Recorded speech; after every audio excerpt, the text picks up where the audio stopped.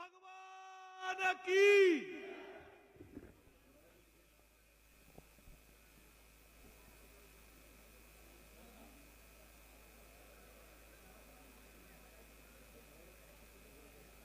बोलिए जगदीश भगवान की।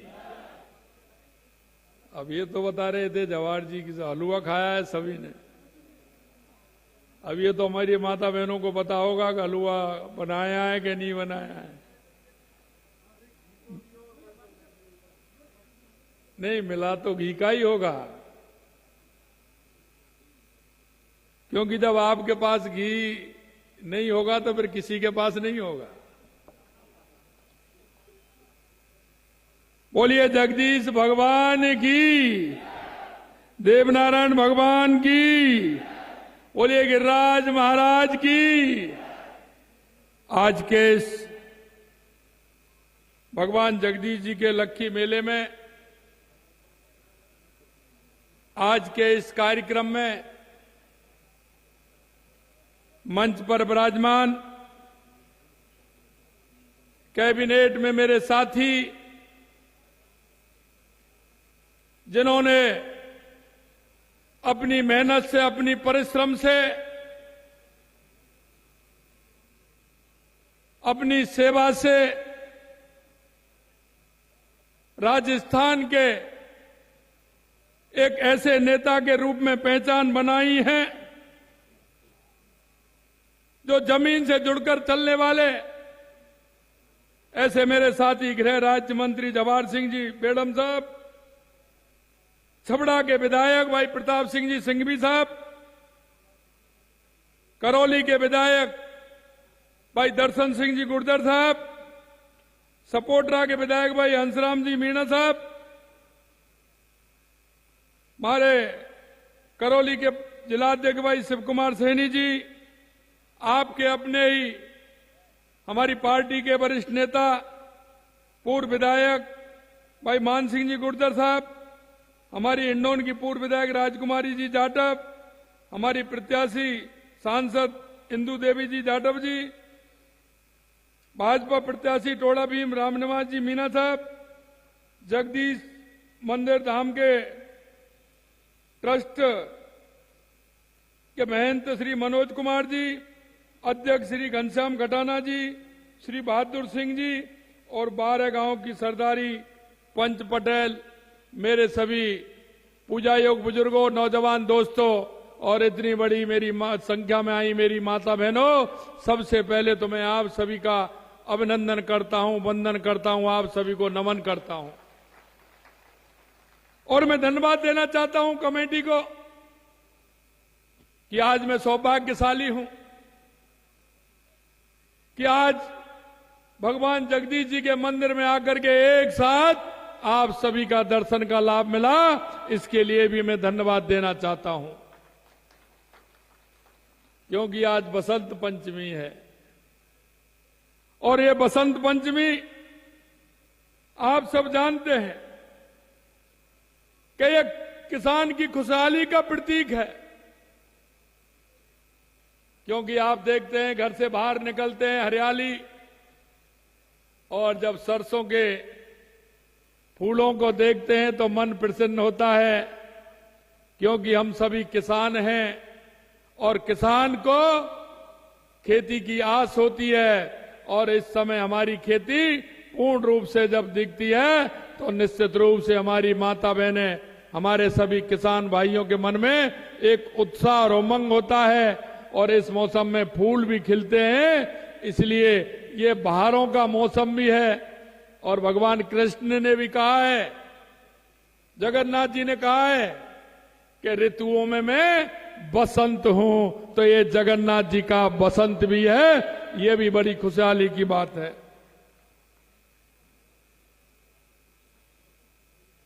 मैं इतना ही कहना चाहता हूं कि भगवान जगदीश जी के साथ मां सरस्वती का आशीर्वाद भी है, क्योंकि आज हम मां सरस्वती को पूजते हैं। और मेरे भाई और बहनों, ये हमारी जो संस्कृति है ये आपने देखी है, आपने उसका संचालन भी किया है। मैं धन्यवाद देना चाहता हूं इस समाज को कि इन्होंने हमारी संस्कृति में भगवान कृष्ण के जो पद चिन्ह थे उन पर चल करके देश और दुनिया में नाम किया है। आज मैं कह सकता हूं कि गौ, ब्राह्मण और संत की सेवा जिस तरह से आप करते हैं, आपके मन में जो उनके प्रति भाव और श्रद्धा है, क्योंकि भगवान जगदीश जी ने हमें यही सिखाया है कि हमें सभी के प्रति श्रद्धा भाव होना चाहिए।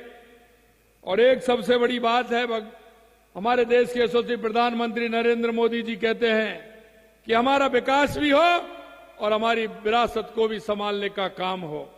आज आपने जिस तरह से भगवान जगन्नाथ जी की लगातार 346वां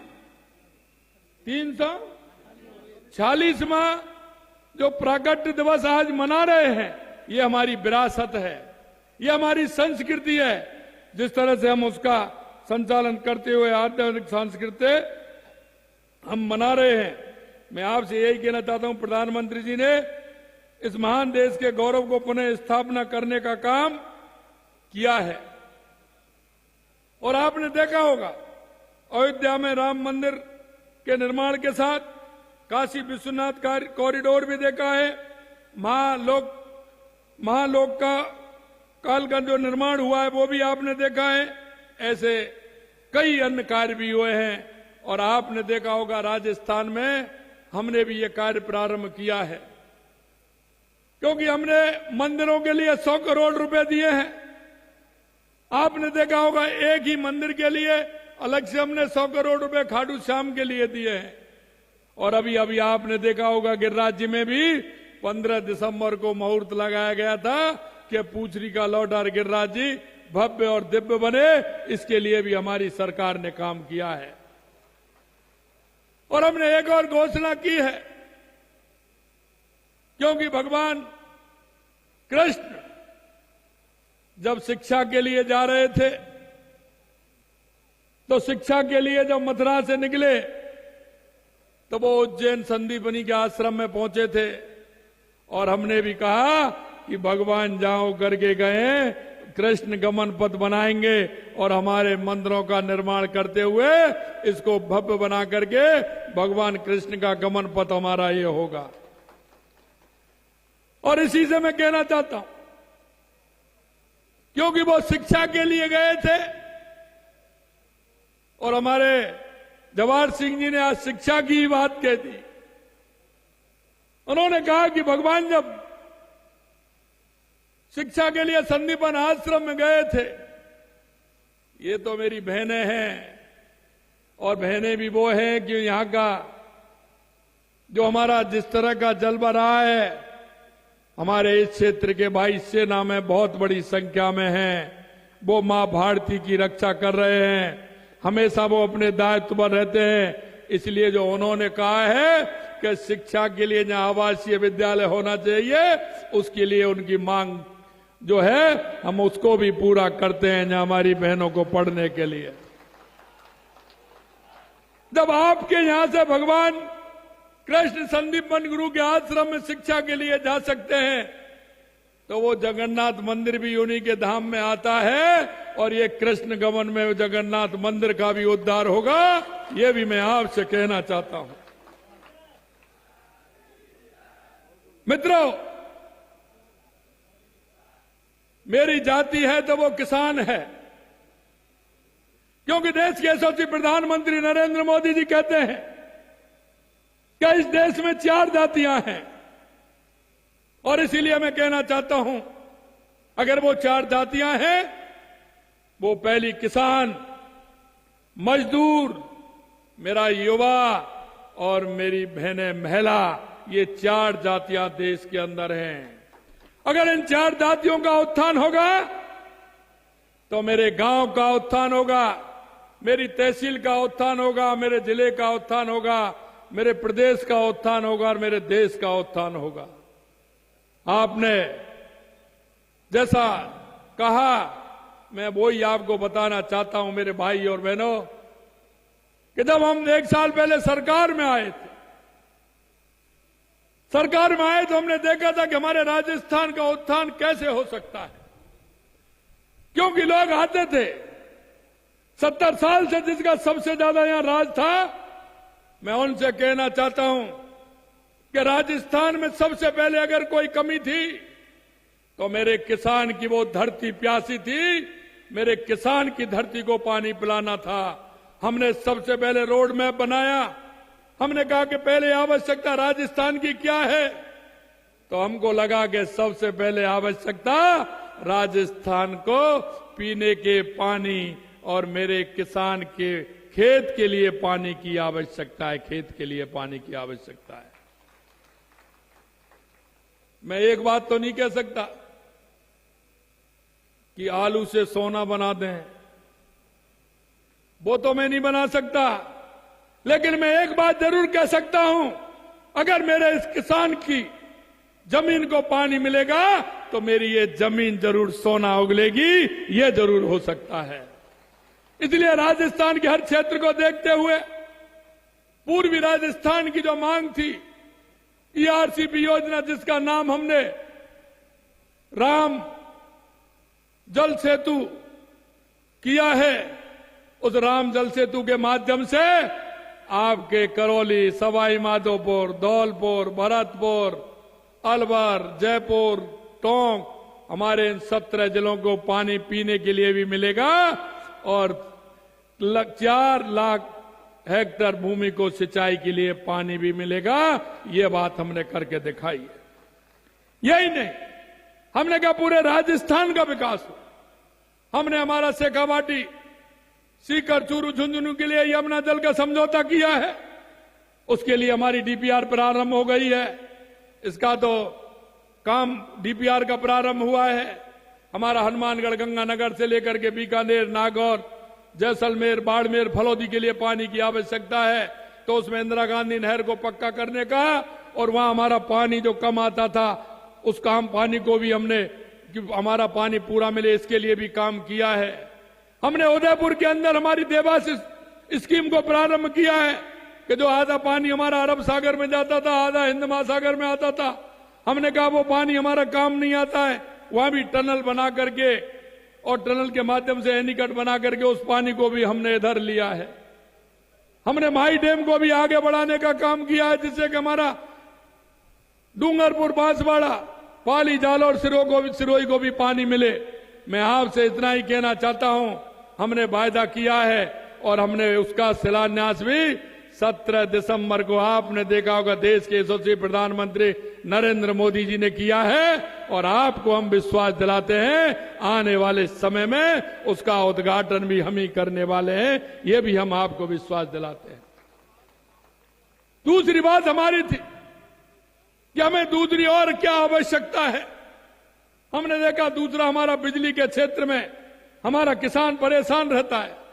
वो रात को जाता है, ठंड में रात में किसान की स्थिति कैसी होती है, मैं आपको बताना चाहता हूं। सबसे पहले पूरे राजस्थान के किसानों के लिए हमने कहा कि हम 2027 तक हमारे किसान को दिन में बिजली देंगे, और हमारा किसान दिन में 8 बजे जाएगा और शाम को 5 बजे 6 बजे बंद करके आराम से घर आएगा, बीवी बच्चों के साथ समाचार भी सुनेगा, नाटक भी देखेगा, फिल्म भी देखेगा, आराम से खाना खाएगा। ये हमने कहा है और हम आपको विश्वास दिलाते हैं पूरे राजस्थान के अंदर 2027 तक हम दिन में बिजली देने का काम करेंगे। हमारे उपभोक्ता को पूरी बिजली मिलेगी, हमारे उद्योग वाले को पूरी बिजली मिलेगी। मैं आपसे इतना कहना चाहता हूं कि आपको जो हमने वायदे किए हैं, हम एक एक वायदे को पूरा करेंगे। हमारा तीसरा काम था हमारा, हमने देखा पिछली सरकार में, आपने देखा होगा, आए दिन पेपर लीक होते थे, आए दिन किस तरह की स्थिति होती थी। हमारा जो किसान है वो किसान अपने बच्चे को किस तरह से पढ़ाता है, उसकी जब फीस बढ़ती है तो वो किस तरह से जाता है।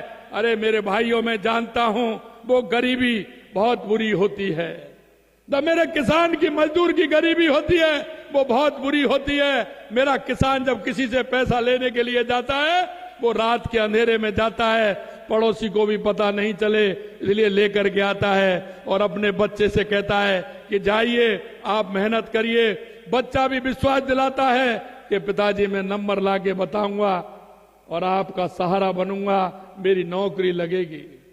लेकिन देखा होगा पूरे 5 साल लगातार पेपर लीक होते रहे। उधर पिताजी की दिक्कत ये होती कि मेरा बेटे को मैंने पैसा दिया है, ये मेरा बेटा नंबर लाए, बेटा भी विश्वास दिलाता है पिताजी लेकर के आऊंगा। जब पेपर लीक हो जाता है तो घर के कोने में पिताजी भी रोते हैं और उसका बेटा भी रोता है कि मेरा सपना पूरा नहीं हो सका। मित्रों, मैं इतना ही कहना चाहता हूं, आपने देखा होगा 1 साल हो गए, एक भी पेपर लीक नहीं हुआ और हमने युवाओं से वायदा किया था और जुलाई के अंदर वायदा किया था जब हमारा बजट आया था कि हम 1 लाख युवाओं को नौकरी देंगे।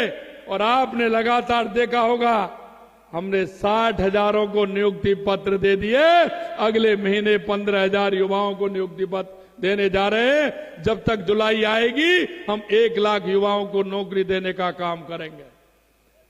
5 साल में हमने कहा हम 4 लाख नौकरी देंगे। हमने कोई ऐसे ही नहीं कहा हम 5 साल के अंदर 4 लाख नौकरी देंगे। हमारे युवा, हमारी बहनें, हमारी मेहनत करती हैं, उनको नौकरी मिलनी चाहिए। हमने ये काम किया है और हमारा काम प्रारंभ हो गया। शायद 70 साल के इतिहास में पहली बार आपने देखा होगा कि 2025 का कैलेंडर हमने जनवरी के महीने में निकाल दिया कि ये भर्तियां होंगी। 81,000 वैकेंसी निकालने का काम हमारी सरकार ने किया है। आराम से पढ़िए, हमने ये भी डेट दिया है कि आपका पेपर उस दिन होगा, रिजल्ट उस दिन आएगा और नियुक्ति पत्र उस दिन दे देंगे, जिससे कि वो कहीं से कोई बात करे तो उसको ये आस रहे कि मैं फलानी तारीख को मेरा पेपर है, इस तारीख को रिजल्ट आएगा और इस तारीख को नौकरी मिलेगी, नियुक्ति पत्र मिलेगा। यहां तक हमने किया है। मेरे भाई और बहनों, मैं आपसे यही कहना चाहता हूं कि हमने हमारे युवाओं को, हमारे किसान के पुत्र, अभी अभी आपने देखा चतुर्थ श्रेणी कर्मचारी की हमने लगभग 60,000 जगह निकाली है, हमने वैकेंसी निकाली है, ड्राइवर और वो मिला करके। लेकिन आपने देखा होगा ये 60,000 जगह क्या 5 साल की है, क्या 2 साल की है? मैंने 1 साल में हो गई ये वैकेंसी। अरे मैं उनसे कहना चाहता हूं जो नुमाइंदे बैठे थे कि उस किसान के बच्चे को क्यों दूर रखा 60,000 नौकरियों से? आपने क्यों नहीं निकाली समय पर आपने उनके लिए नौकरियां, जिससे कि मेरे किसान का सहारा लगता? मुझे पता है, मैं अच्छी तरह से जानता हूं, किसान के पास अगर अकेली खेती है तो उस किसान का घर ठीक प्रकार से नहीं चलेगा जब तक दूसरा काम उसका कोई नहीं होगा। हमारा युवा पिता का सहारा बनना चाहता है, किसान का सहारा बनना चाहता है, लेकिन किसी ने ध्यान नहीं दिया।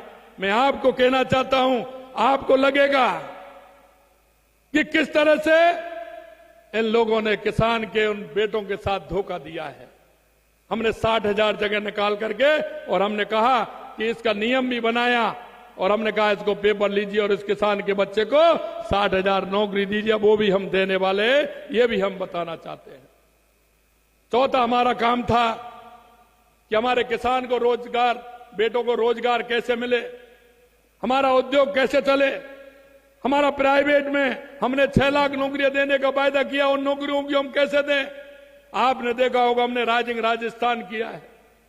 हम देश के हर प्रदेश में गए, बड़े राजधानियों में गए, वहां हमने हमारी बात रखी कि आप राजस्थान आइए, अपने उद्योग लगाइए, जिससे कि हमारे राजस्थान के लोगों को रोजगार मिले, हमारी बहनों को रोजगार मिले, हमारे भाइयों को रोजगार मिले। और आपने देखा होगा 35 लाख करोड़ रुपए के एमओयू हमारे राजस्थान में 9 और 10 दिसंबर को हुए थे। हमारे उद्योग धंधे आएंगे, हमारे लोगों को रोजगार मिलेगा, हमारी बहनें पढ़ी लिखी हैं, उनको रोजगार मिलेगा। हमने राजस्थान के माध्यम से, और हमने एक काम और किया था, हर डिस्ट्रिक्ट में हमने ये कहा यहां क्या रोजगार लगता है, क्या यहां हो सकता है, उसकी हमने फैसिलिटी देख करके उस काम को भी करने का किया है। इसलिए मैं भाई और कहना चाहता हूं, जो हमने आपसे एक एक वायदा किया है, उस वायदे को निश्चित रूप से हमारी सरकार पूरा करेगी। हमें पता है, हमें देखते हैं, हम आंगनबाड़ी के हमारे केंद्र थे, उनको भी हमने बढ़ाया। लेकिन मैं आपसे कहना चाहता हूं, और वो मैं इसलिए कह रहा हूं कि मैं गांव की स्थिति जानता हूं, उस किसान की जानता हूं। आप देखते हैं हमारी माता बहनें दूध, दही और ये आप लोग तो वो हैं जो गाय माता की सेवा करते हैं, लेकिन मैं आपको कहना चाहता हूं मेरे भाई और बहनों कि आपने देखा होगा जब सुबह घर में 4, 5, 6 गाय हैं, भैंस हैं, लेकिन जब सुबह टंकी वाला आता है वो पूरा का पूरा दूध को ले जाता है। वो आर्थिक तंगी इस तरह की होती है कि मां अपने बेटे को दूध पिलाना चाहती है, लेकिन असहाय हो जाती है जब आर्थिक तंगी से जूझती है। वो उस पूरे के पूरे दूध को उसको नाप देती है। मेरे जो नौनिहाल हैं, 3 साल से लेकर के 9 साल तक के जो बच्चे हैं, 4 साल से जो आंगनवाड़ी केंद्रों में जाते हैं, उनको दूध नहीं मिलता है। अगर मेरी पीढ़ी वो कमजोर हो जाएगी तो क्या मेरा देश कमजोर नहीं होगा, प्रदेश कमजोर नहीं होगा, या वो पीढ़ी कमजोर नहीं होगी? हमने कहा कि नहीं, उनको दूध पिलाने का काम हमारी सरकार करेगी और हमने आंगनवाड़ी केंद्र में 3 दिन उनको नौनिहालों को दूध, गर्म दूध पिलाने का काम हमने किया है। मित्रों, मैं इतना कहना चाहता हूं, आपकी हर समस्या को जानता हूं, और यहां पूर्वी राजस्थान की अगर बात करूं तो मैं आपका एक एक चीज मुझे पता है कि हमारा किसान किस तरह से मेहनत करके अपने घर को चलाता है, किस तरह से वो मेहनत करता है। मैं आपसे इतना निवेदन करना चाहता हूं कि हमने जिस तरह से किसान कल्याण के लिए हमारी सरकार ने काम किया है, आपने देखा होगा पिछली बार इन्हीं दिनों में हमारी दिसंबर में सरकार बनी थी। हमारा बजट जुलाई में आ रहा था, लेकिन उससे पहले जो हमारी विधानसभा थी उसमें ही हमने कहा कि हमारे किसान की खेती आने वाली है, क्योंकि मार्च में आने वाली है। दूसरा तो ये बढ़ा देंगे, अगले में बढ़ा देंगे। अरे भाई, मेरे किसान को फायदा कैसे मिलेगा? अगर मार्च निकल जाएगी तो किसान की फसल तो मार्च, अप्रैल और मई तक किसान तो फ्री हो जाता है गेहूं से, और उसको आवश्यकता होती है। कई लोग कहते हैं किसान गेहूं को रोक ले, सरसों को कैसे रोक लेगा? उसको आवश्यकता होती है। किसान हमारा पूरे साल भर का एस्टीमेट बनाता है कि उसे बेटी की शादी करनी है, किसी को भात देना है, किसी को पच देना है, किसी को दुकान बनानी है, किसी को ट्रैक्टर लेना है, किसी को ट्यूबवेल लगाना है, तो उसकी आवश्यकता होती है। हमने कहा किसान क्रेडिट कार्ड भी बढ़वाया।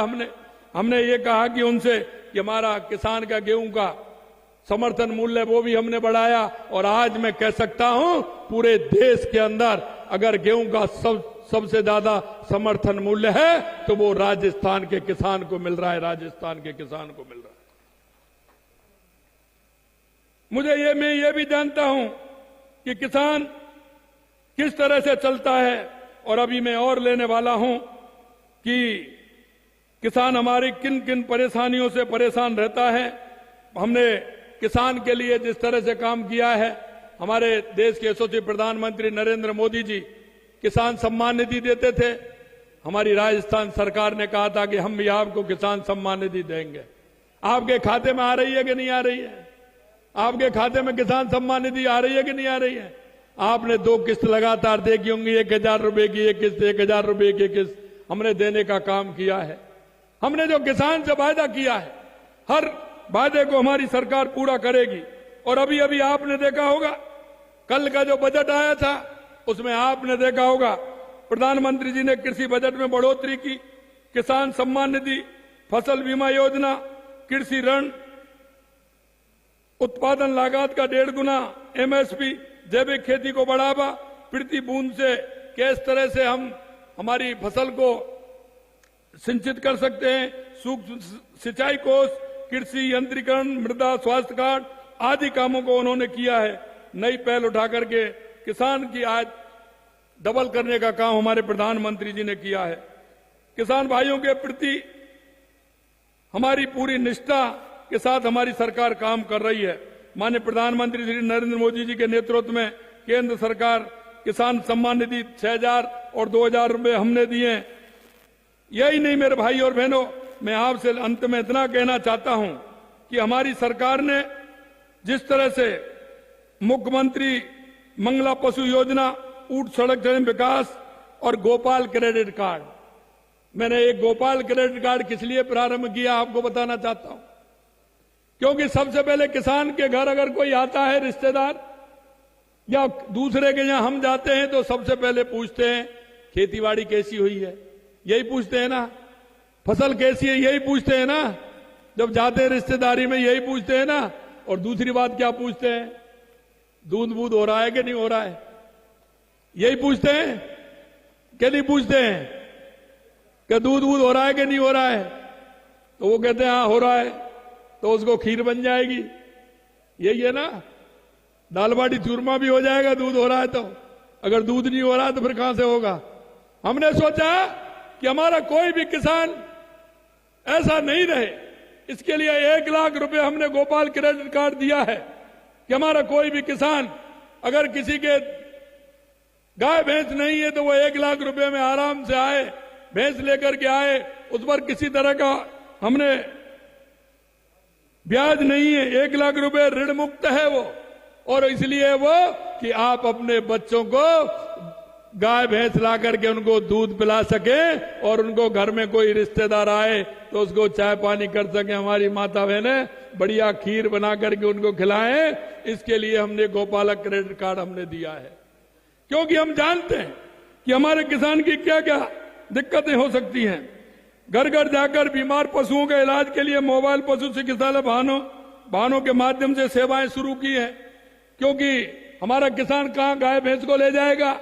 अगर एक बुग्गा में या एक मेटाडोर में ले जाएगा वो 500 रुपए 600 रुपए लेगा कि नहीं लेगा भैंस के?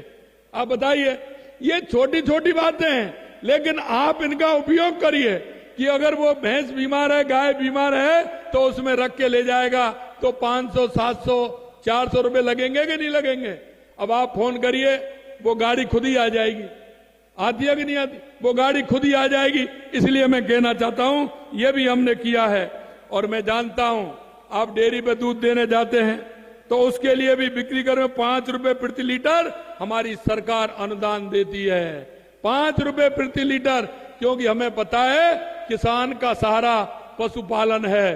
अगर किसान खेती करता है और पशुपालन करता है तो उसके घर की कार्रवाई हो जाएगी, उसका घर चल जाएगा। हमने इसलिए 5 रुपए प्रति लीटर अनुदान दिया है। 39 फूड पार्क स्थापित किए जा रहे हैं जो कृषि के क्षेत्र में नए अवसर पैदा करेंगे। 33 फूड पार्क हेतु भूमि आवंटित की गई है। किसानों को उनकी फसलों का उचित मूल्य दिलवाने के लिए राज्य में गेहूं, मूंग, मूंगफली, सरसों समर्थन मूल्य से खरीदारी भी हम कर रहे हैं। हमारी सरकार की सोच है कि हमारा किसान मजबूत हो, किसान का बेटा और बेटी हमारी सरकारी नौकरियों में आए, या वो नौकरी देने वाला बने, या तो नौकरी लेकर के वो अपना काम करे, नहीं तो नौकरी देने वाला हमारा किसान का बेटा बने। मैं आपसे यही कहना चाहता हूं। आखिर में एक बार फिर आपको इस अवसर पर बधाई देता हूं कि आप सभी यहां मुझे इतनी बड़ी संख्या में दर्शन का लाभ मिला। मैं अंत में इतना ही कहूंगा मेरे भाई और बहनों कि लोग आते हैं बातें करते हैं, उनसे यह जरूर पूछना कि किसान के लिए, युवा के लिए, माताओं के लिए आपने क्या किया है। मैं आपसे इतना ही कहना चाहता हूं, जो हमारे संकल्प पत्र में जो हमने आपसे वायदा किया है, हम किसान की हर बात को पूरा करेंगे और संकल्प पत्र में जो वायदे किए उस एक एक को पूरा करेंगे। आज के इस अवसर पर बसंत पंचमी है। मैं भी देखा, ऊपर से देख रहा था, पानी भरे हुए हैं, आपके टांगे जो बनवा रखे हैं उनमें फसल बहुत अच्छी, हरियाली एकदम बहुत अच्छी है। और मैं ये कहता हूं, जो मन से काम करता है और उनके मन में अच्छी भावना होती है तो भगवान जगदीश भी उस पर कृपा कर देते हैं। मैं नागौर के अंदर गया था तो मैंने वहां देखा, क्योंकि वो लोग जब बारिश हो रही थी तो स्वागत कर रहे थे। उसी समय मेरा कार्यक्रम बन गया। उन्होंने कहा कि साहब 40 साल बाद हमारी लूनी नदी चली है। मैं आपसे भी कहना चाहता हूं, अब की बार एक भी बांध ऐसा नहीं रहा प्रदेश का जो भरा नहीं हो। इसलिए भगवान जगदीश जी की कृपा से उसने पूरे बांध भी भरे।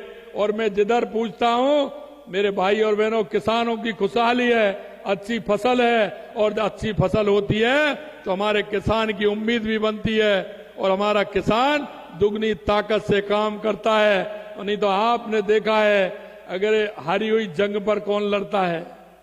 अगर हारी हुई जंग पर लड़ता है तो मेरा किसान भाई लड़ता है। चाहे वो कैसी भी स्थिति हो, लेकिन किसान कभी जंग नहीं हारता है। इसलिए मैं आपसे इतना ही निवेदन करना चाहता हूं, भगवान जगदीश जी का स्मरण करिए और निश्चित रूप से हमारे इस क्षेत्र को जो हमने कहा है वो लाभ भी मिलेंगे। इन्होंने 2-3 बात कही है, वो भी मैं कहना चाहता हूं।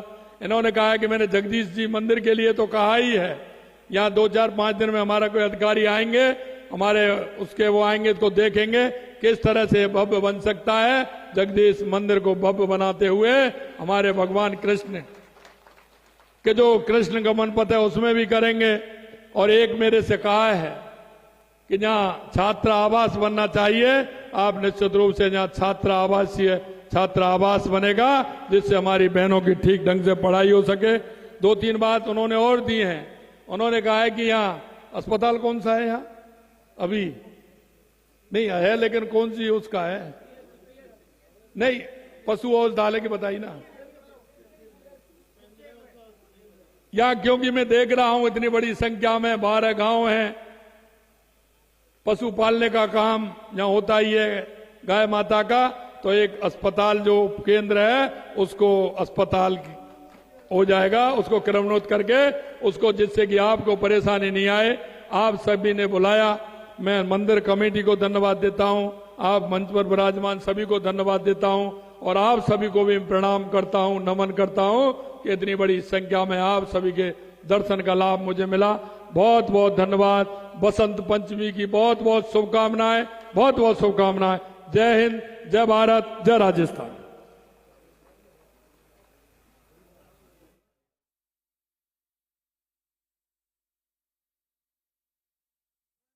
सब लोग बैठ जाएं अभी।